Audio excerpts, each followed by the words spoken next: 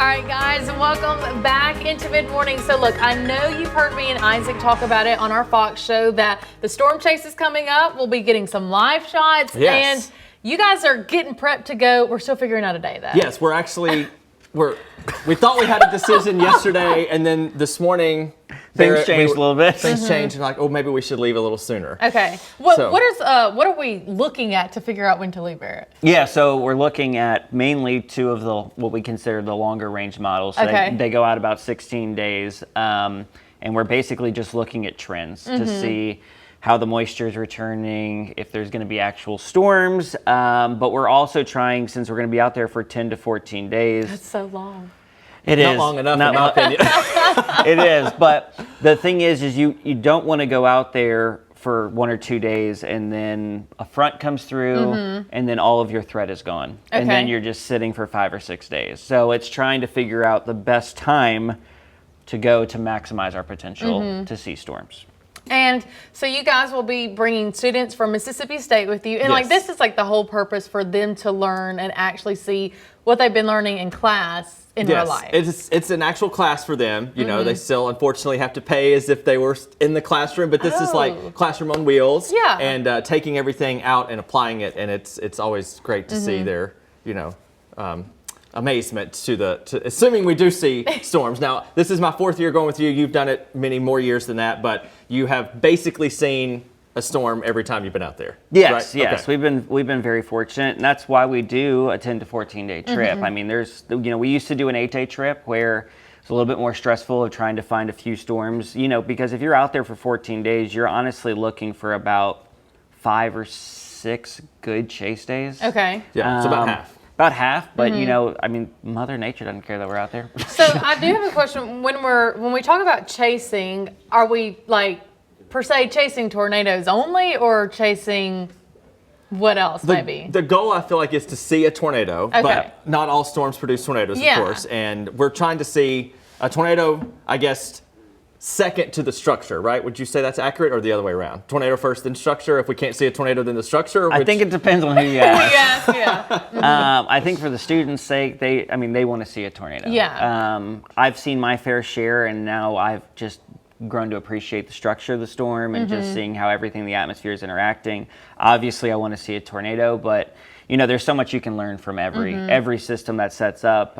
We learn about all these things and all these parameters, and sometimes they don't line up, and you still get great storms. Yeah. So it's just part of it. So I would say tornadoes first for students. Fair enough. All right, guys. Well, we're talking more about it, so stay with us after the break.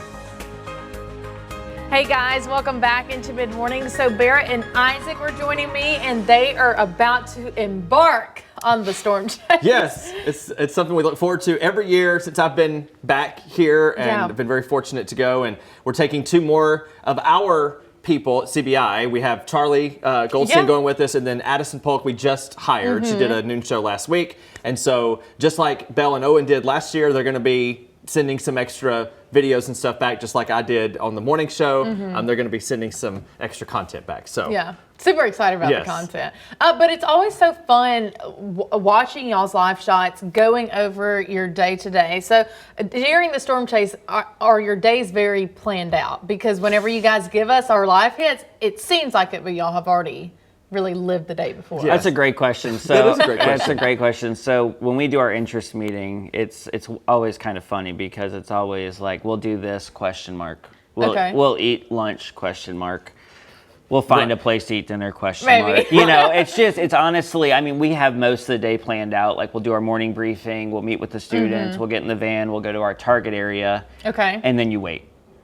And then you wait, and then you wait, and then you chase storms until dark, and then hopefully find a place that's open for dinner. So I would say it's pretty planned out for the Yes. most part, but it's a lot of changing on the fly because we're Yes. doing analysis in the car and all that. So Yeah, so, and then planning for the next day happens the previous day, because what if we're in Kansas but we need to get into North Dakota or South Dakota? Yeah. It's like a bit of a drive. So do we drive a little bit later that night? Or do we just, if we're so tired, do we just get up at 5 o'clock in the morning and drive longer the next morning? That's always, and we're always literally driving to our hotel, and one of us is on the phone saying, hey, can you book us 8 rooms. And like none of the hotel rooms are planned in advance more than just a couple No, of it's- hours. Okay, that would stress me out. I think a little bit. And we've been very thankful so far that we have never not found a hotel. Yeah. Knock on wood. Knock on wood. Now, you guys were talking about obviously the structures of a tornado and tornadoes, but we were saying that, you know, before on storm chases, you guys have seen, you're going to have to say the word, I don't know, the slow moving. Yes.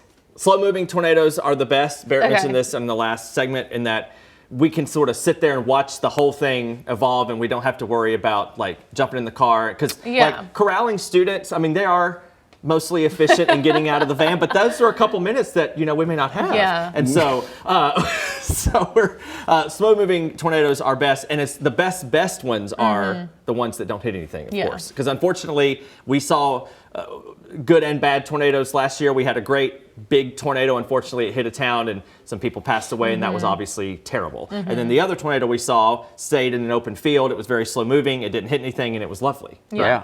Well, Barrett, what are you most excited for the students?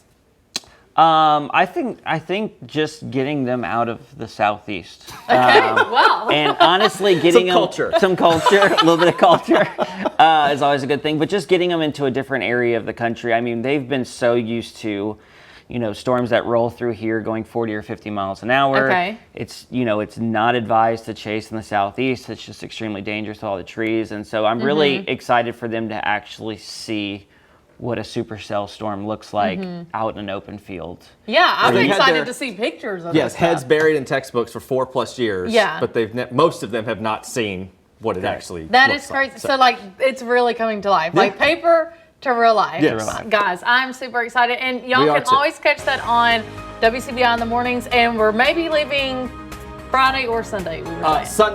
Sunday maybe. So stay not, tuned. Not Friday though. We'll have live shots, have all the good stuff. Yes. But guys, stick around. Belle Oliver is coming on next.